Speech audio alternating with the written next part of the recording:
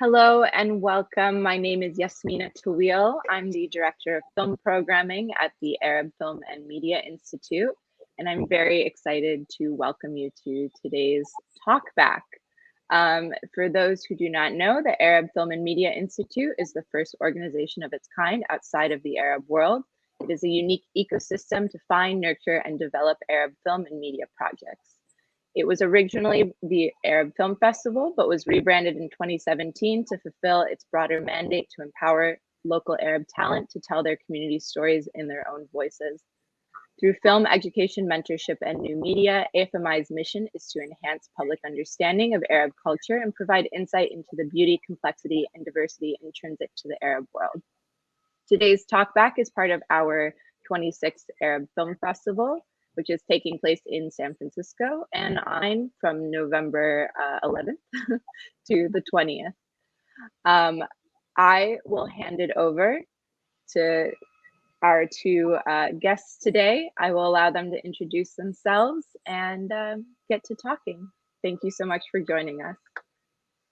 Thank you, Yasmina, and thank you, Shawky, for being in conversation with me about your film, Shall I Compare You to a Summer's Day? So my name is Raed Raefi. I'm a filmmaker, writer, scholar. I'm Lebanese, but I currently live in San Francisco, where I'm finishing a PhD in film and digital media at the University of California, Santa Cruz. And my research focuses on queer cinema from the Arab region and its diasporas.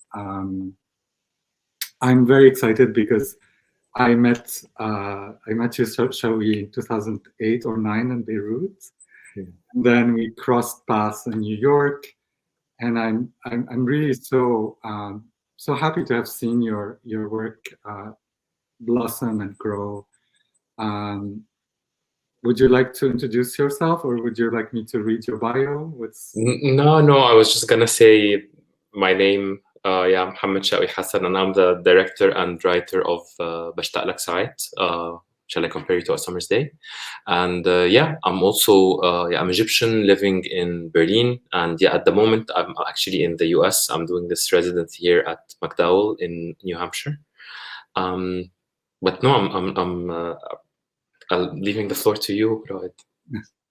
I would like to start, and then just one thing in your bio that I think is worth mentioning. Your last film, so I suppose this is the film before the film that we've seen at the festival, and on a different note, which is an experimental film that I believe you shot in New York, also premiered at the Berlinale, the Forum Expanded section, and was acquired by the Museum of Modern Art, MoMA, in New York as part of its permanent collection. And so this new film has also premiered earlier this year at the Berlinale. And I really actually want to start from the title of the film. So in English, it's Shall I Compare You to a Summer's Day, which is the title of a famous Shakespeare sonnet addressed to the fair youth. This unnamed young man who is handsome, self-centered, and admired. So clearly a homoerotic story, sonnet. But then the title in Arabic, Bashtaq Lak Saat, which for those who don't understand Arabic, translates into I miss you sometimes.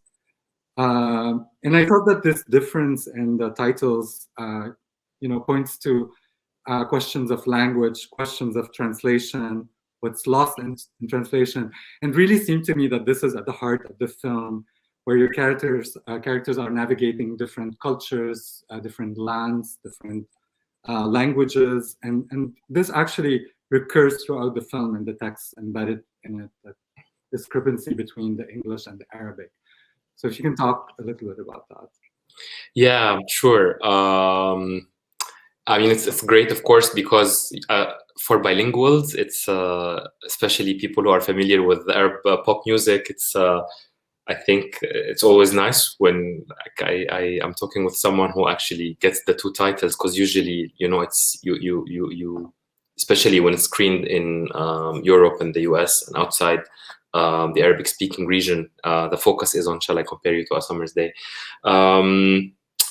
So it was initially it wasn't like it was a very impulsive decision because I liked both titles a lot. The sonnet is actually Shall I Compare Thee to a Summer's Day from Shakespeare, as you're saying. It's addressed to another man, and it's part of this whole canon that, you know, is potentially addressed to another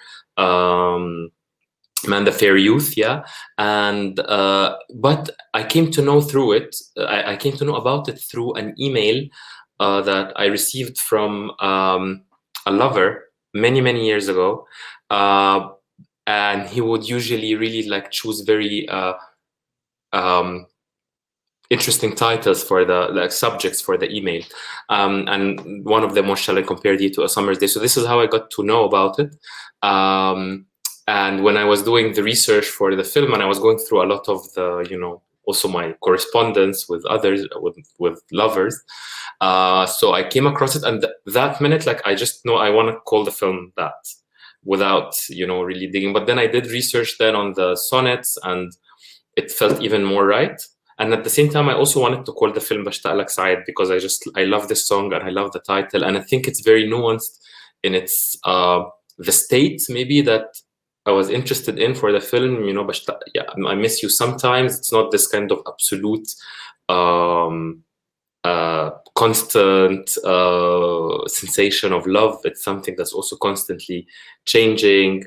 So yeah, initially it was, I knew that, and I was really interested, as exactly as you mentioned, like I wanted to have this kind of translation game somehow. Especially, I work a lot with pop culture, like different forms. So this was, in this film, was Arab pop music, mostly Egyptian and Lebanese.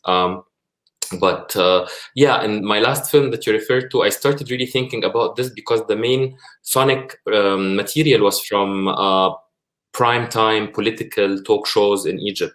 And when I started translating, something didn't feel right, because when you translate it literally, maybe you get some of the meanings, but also you're really missing the reference. And it was very important in that case. For example, if you hear someone like Lamis Al-Hadidi, for example, who's like a very prominent primetime talk show, pro-regime talk show host, she says, for instance, something like, this is democracy, or just describing to us democracy. But only people who know her are the ones, like, just you immediately hear the voice. And even when watching these films with an Arabic speaking and an Arabic speaking audience, it's very clear, like, whether you get the reference in the case of this new film, whether you know the song or not, you know, and you see it in a different context. So yeah, I was really interested in having this kind of translation game from the very beginning, even visually, that you see, first of all, that things don't necessarily mean the same thing. So I'd never translated any of the titles, also the chapter titles, to be exactly the same, but I wanted to keep the reference.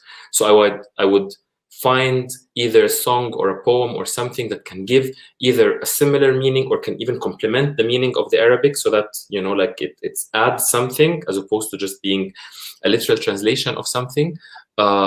And I thought that, I mean, even visually, like, if someone is really paying attention and focused, you know, Bashtaq Lak Saeed is 2 words, while Shall I Compare You to a Summer Day is a very long phrase. So just wanted to give the indication from the very beginning. I'm very interested in this untranslatability of pop culture. And yeah, at the very end, it actually, as we started getting closer to finishing the film, then it acquired another meaning for me.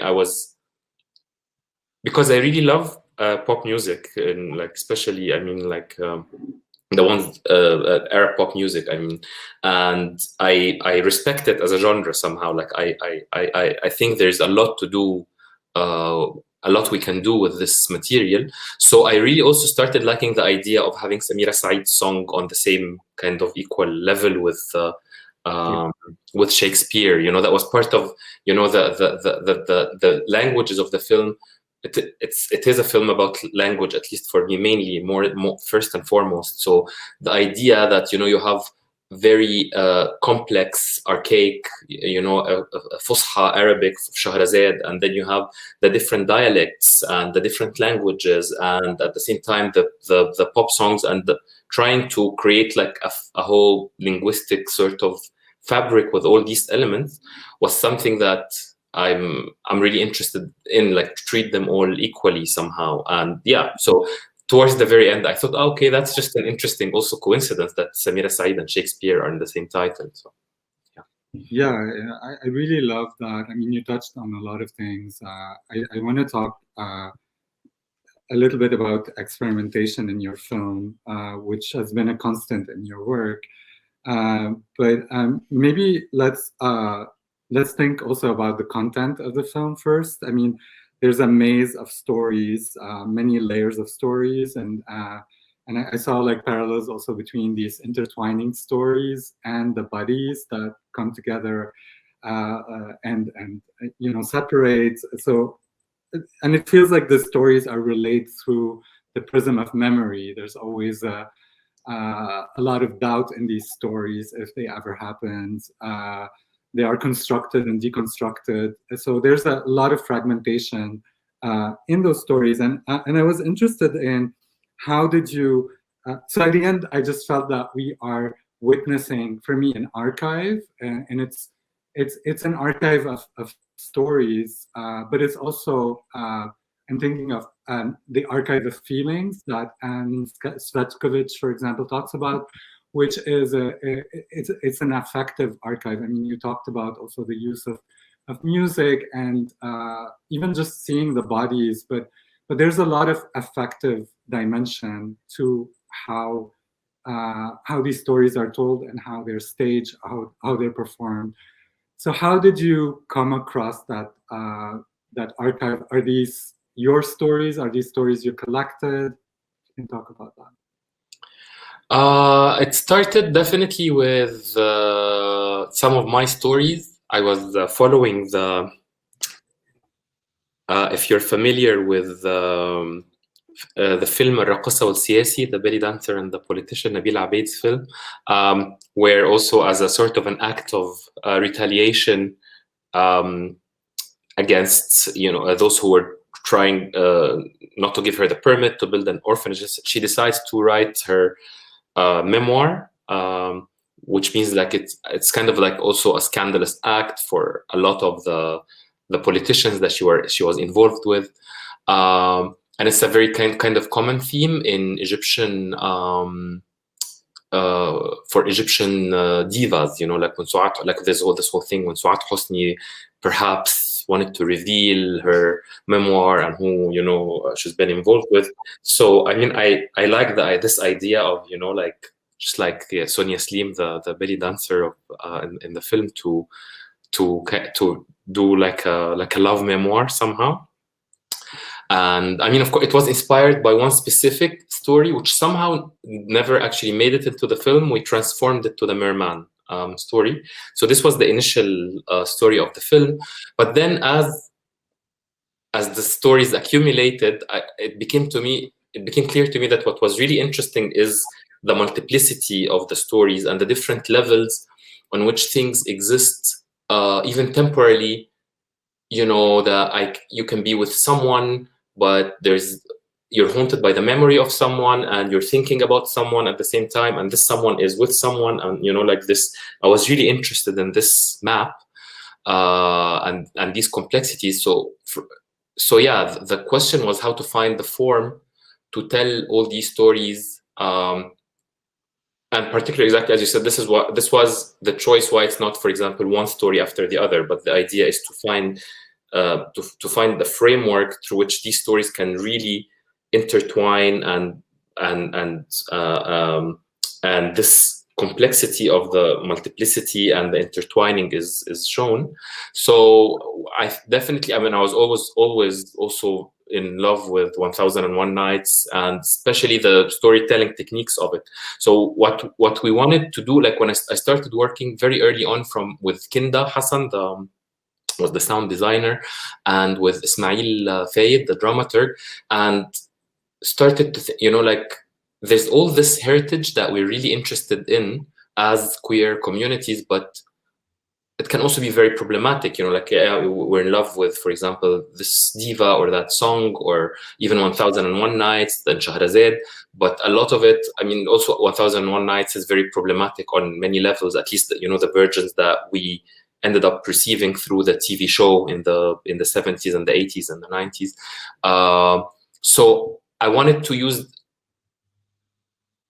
it was for me like a really, like an act very clear of this identification with this material, that I love it, but like it's also very problematic. So wanted to take the essence of it for me, which was the complexity of the storytelling and the storytelling technique. So this is why, so we started to think, okay, of like a frame story and story within the story, and the cliffhangers at the end of every chapter, just like the way that Scheherazade would end on a cliffhanger. So yeah, it became sort of, this is the framework for being able to tell these stories. And of course, this really helped because the stories initially were mine, but then I worked also with different performers, who most of whom I knew already. And as they came in, I also wanted to bring in their own experiences. So sometimes I think what we reached something, it's funny, we were in a Q&A in Berlin recently, and we're all looking at each other, because sometimes even when we watch the film, we forget like which is which, you know, who's who. Because some of it, I mean, we did a lot of rehearsals and kind of experiments on the interviews, and we tried to focus on this. It's also not just what's said, but what's not, and the gestures and the silences. And some of these we had like there were maybe certain cues or certain things that we knew had to be said, but there was also a lot of freedom in that sense. For example, we know that we want to jump from one thing to the other, so they should also feel comfortable responding to my question with a question, so that we know we have this in the editing, that we can really take it to another story. So I was really lucky to also work with very playful people who were able to provide so many of these anchors that can even make the stories more complex, and so that we're able to weave them in the editing. And then, yeah, and we spent a year editing this with Karine and with Kenda Hassan. We're working as a team together, and it was really things, of course, changed again. So I mean, I had some ideas, they changed with the performers, and then they changed again with the editing, but we stayed focused on this. How do we tell all these stories within that a framework of 1001 Nights? Mm-hmm. And yeah, I mean, for me, with the complexity and unicity of the film is definitely something that one sees very clearly. What also struck me is this parallelism between these stories that end up becoming mythological, maybe because of the way they're framed to the 1001 Nights. I mean, just eternal mythological stories, but they're also very much like very contemporary and very cosmopolitan and modern. I mean, these are stories that, you know, a lot of queer men have lived in Beirut and Berlin and San Francisco. So it is that weird like going into from those two frameworks for these stories that I found very interesting. But I also want to talk a little bit more about this queer imaginary that is for me like very recognizable as someone from Lebanon who grew up watching a lot of Egyptian television, who listened to those songs that you talked about. Yes, it's 1001 Nights, but it's 1001 Nights through Ozi Ramadan, maybe through Sharihan, that camp, you know, TV show that we all watched as kids during Ramadan, and that like involved animation and songs and stories. And that was like very refreshing to me, to be able to tell this modern Arab diasporic queer story, but that is really imbued with that very distinct Arab queer imaginary. Yeah, I mean that was yeah, that was basically, I mean, we were thinking together a lot from the beginning and throughout the whole thing about the identity of the film, and you know, and I think as what you're saying, we realized quite early on that a lot of these stories are quite, I mean, relatable, whether you're Egyptian or Lebanese or Syrian or German, or you know, it's not. But what gives the film this very strong Arab identity is specifically that is the framework and the aesthetic and the language, and we really wanted, this was very important to us, that we didn't want to make a film about homosexuality and specifically about Arab homosexuality, because I mean, yeah, of course there is a lot of suffering and confusion, but about sexuality and resistance from societies, but there is a lot more that, you know, we wanted to also give ourselves the space to just talk about things the way that we actually talk about them in our daily conversations. And it's not only about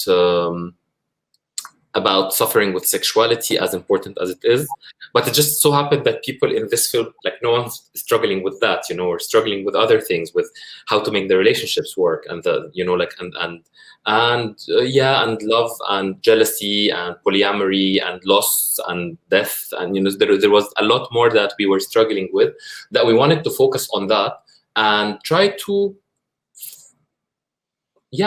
maybe make a film that would be relatable to others, that, you know, we're not always putting ourselves in, you know, as if our stories, or that maybe, I don't know, like, yeah, I mean, I totally sorry, yeah, that just don't give the, you know, the non-Arabic viewer basically this idea that I'm going to wait to go watch an Arabic speaking queer film, so of course, you know, then I have to also feel, or, oh, this is great, then I feel better about myself because they're suffering. Like, we just wanted to really play. We didn't want to play on that dynamic. Basically, we just wanted to be, equals in a way. Yeah. Which is great. I mean, this is one of the reasons why I think this is such a powerful film and such a a unique film. I mean, I can think also Akram Zatari has done something 20 years ago with Shubhabbak, a documentary about men in Lebanon, queer men in Lebanon, gay men in Lebanon, and it really did not touch at all on you know, persecution or suffering or homophobia. It really focused on love. So I really love how you managed to bring that, like, distinctly Arab queer story without falling into, you know, what is expected of an Arab queer story. That we, you know, we can see in so many other places. I mean, there's not a shortage of whether it's in the cinema or in television or in books or articles. There's a lot already about the homophobia of the Middle East, and so it's refreshing to see like a totally different take on this. And for me, also, this film is distinctly diasporic as a queer Arab man living in the West. I mean, starting from even the making of the film. I mean, you mentioned, I, of course, immediately recognized Salim Murad, who's also a Lebanese queer filmmaker and who makes very interesting queer films. I recognized Iyad Hassami, who's a Syrian-American, you know, writer, performer. You're Egyptian, you're making the film in Berlin. The film itself involves a lot of diasporic encounters. And so how, you know, if you can talk about that, you know, the diaspora, at the same time, you're not falling again into another pitfall of the diasporic genre, which is, you know, the nostalgia, the homeland, all of that. I mean, we feel it in the, like, there's a presence of the sea in many ways that I associate with diaspora. But if you can talk about that diasporic element in the film. Right. Yeah, I mean, it was, I mean, clearly because I started working on the film when I was in Cairo, and then I moved to Berlin, and you know, a lot of the stories that ended up in the film were kind of unfolding in real time as we were making it. So definitely that was there, but we also wanted to be careful because, again, another issue that could be or another pitfall, as you said, could be, you know, also depicting the diaspora, or the leaving the homeland as also an act of freedom. And, you know, this is where, so in a way, wanted to really balance that. I mean, you can tell if you're watching the film, even though the places are completely obscure, like there's no really space for the film, it's always unclear, except for a few hints here and there. And it was important in the bigger picture to include, you know, these encounters, for example, that happened with the Latin American man who was visiting the narrator in Egypt, and, you know, that this happened in Egypt. Or the last story that, and it's I think the only one time that specifically a name is mentioned, is Cabaret Scheherazade, and that this was happening in Cairo. So we wanted to also, I mean, try to balance it in a way that we want to embrace all the sets of the spectrum of our experiences, sexual and romantic experiences. And at the same time, it's clear that maybe the club hookup probably might not happen in, I don't know, like a gay club in Cairo, but I also wanted to leave this open because I did have, I mean, I don't know, I did hook up maybe, I don't know, but you know, you hook up also with people in clubs and bars in Cairo or Beirut. It happens in a different way. So we wanted to kind of leave the space open so that it could be, as you said, definitely if you've lived both, maybe some, for example, I mean, I don't know, things are changing also very fast in Egypt, and but polyamory was not like a really big subject when I left, for example. So I think just by making it personal to our stories, somehow this happened as a byproduct of giving ourselves the space to reflect on what happened here and there, and then just treating them as stories, whether here or there. Yes, I mean, and that you know, both what's exciting about your film is that the form really informs the content, and the content also justifies the form. I mean, it's a very intricate experimentation with content and form. I want to talk about this without, I mean, I know films need to leave certain mysteries, but there is a moment in the film that feels very different from the rest of the stories. This moment in the middle, I mean, we hear what I imagine is maybe the voice of your mother leaving, and other friends leaving voice memos or voice notes, and then there's this story of someone dying, of a lover dying. There's the sea. The film ends with "To the Memory of Karim."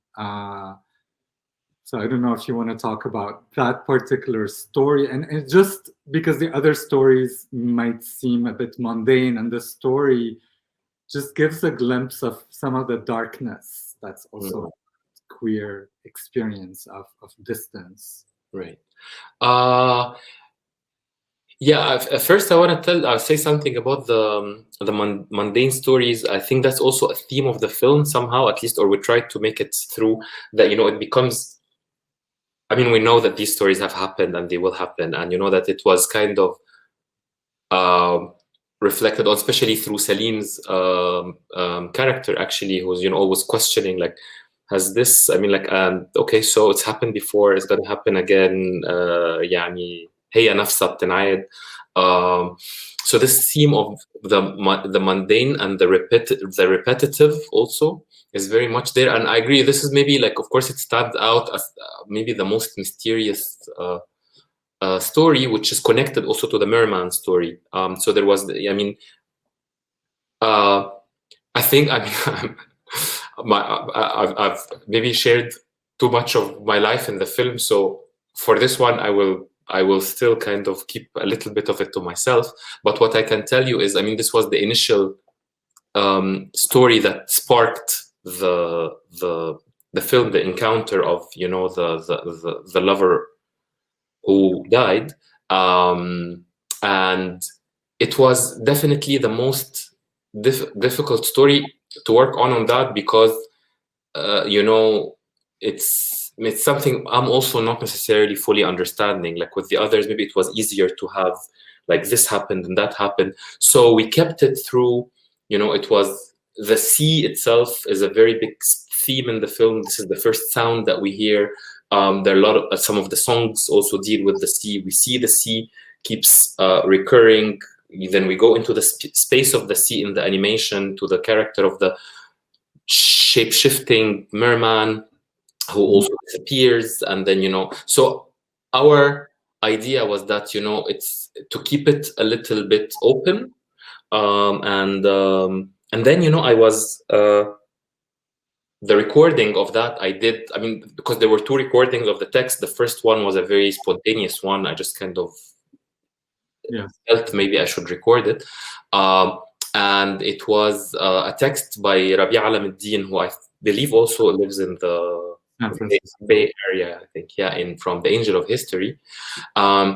And then I did another recording, and he was very nice. I mean, to let us use the text of in the film as well, and it became these sort of. I mean, it's always maybe it was easier for me, and I wanted to keep it to this, to actually deal with things that whether it's like texts or stories like the Merman, and that that I would feel their mind because of the way that I felt consuming them at the moment in relation to the story. So I wanted to keep this this kind of distance, that it's always through experiencing something that triggers a certain feeling about a relationship, without necessarily being able to like write texts directly or stage scenes about it like I did with the other stories. So I wanted to keep I think I wanted to keep Karim's story to be a bit mysterious. Yeah. I mean, yeah, the blurring between fiction and reality or documentary is all through the film. I mean, I'm glad you mentioned. I didn't recognize the text from the Angels of History, even though I read it last year. But just for people who don't know, Rabi Alamuddin is an amazing Lebanese-American writer who actually lives in San Francisco. And among his books is also Al-Hakawati, which in a way is also a queer way of going back to those traditions of storytelling, of 1001 Nights.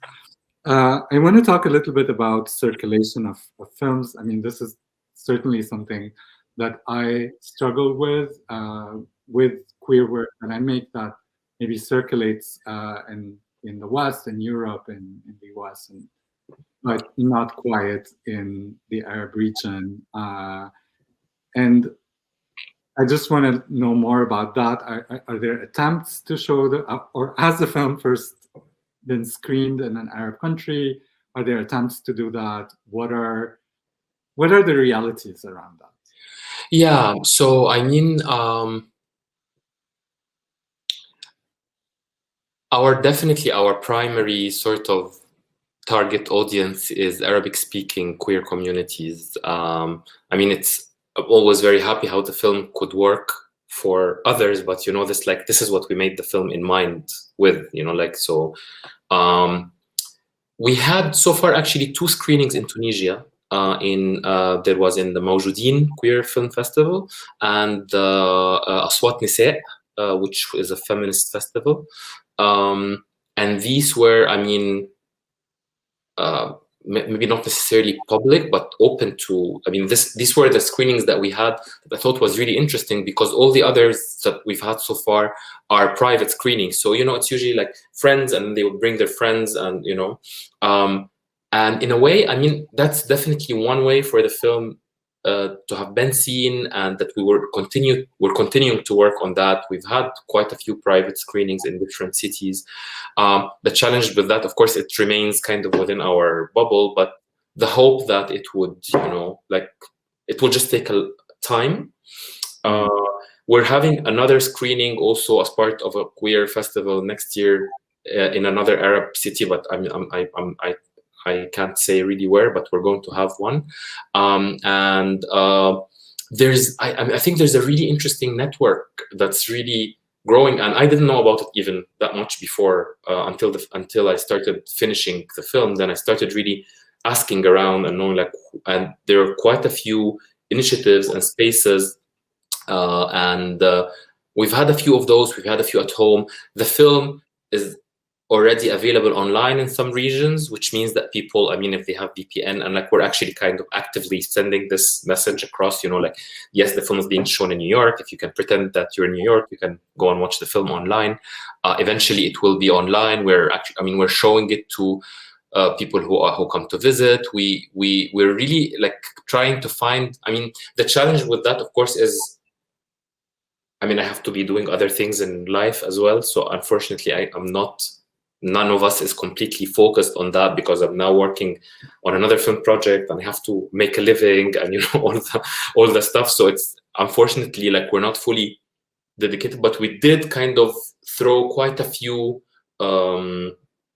like try to make these connections, and then slowly they are kind of, yeah, starting to, you know, then I get from someone, I don't know, in Sudan who knows someone who has seen the film, and then like maybe they can organize something, you know. It's really growing in this kind of way, and we're responding to these requests as much as we can.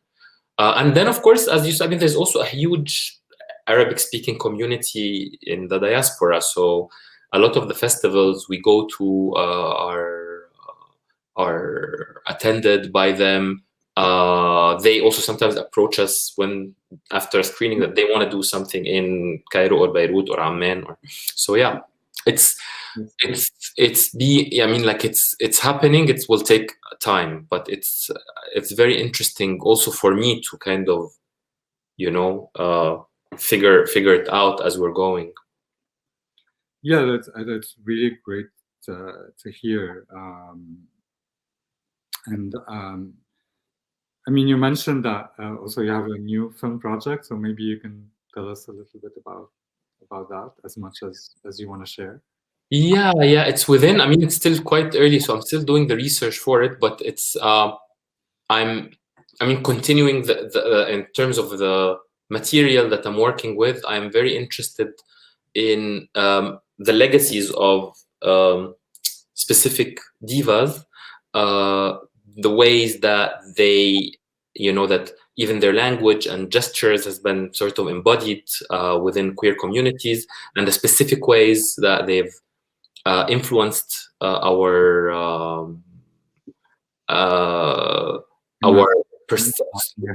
sorry?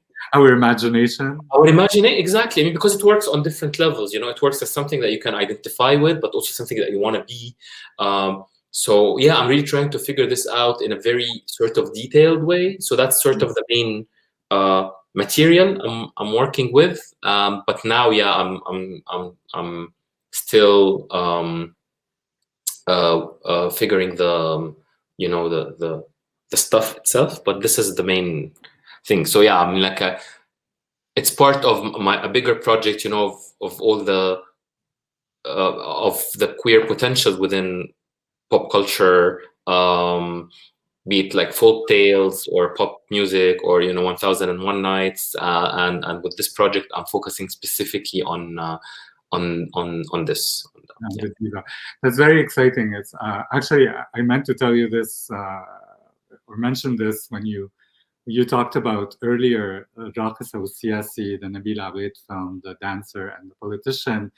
I recently wrote about Cinema al-Fuad, which is it's a film that was made for television in the 90s by Mohammad Shawky, a Lebanese filmmaker, and it's about a trans woman, a Syrian trans woman, who's, you know, fascinated by the world of dance, and her name in the I mean, her name, like chosen name, is Lady Oscar.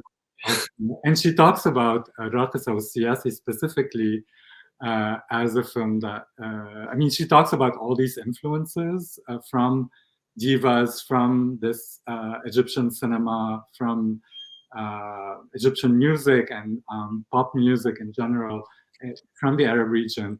But there's specifically a mention of الراقصة والسياسي. Yes, that's true. True. I love this film. I mean, both. I love Cinema Fuad and the الراقصة والسياسي.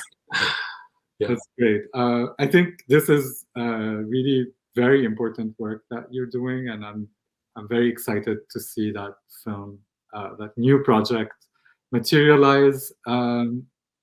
Is there anything else you would like to add that maybe we did not touch on?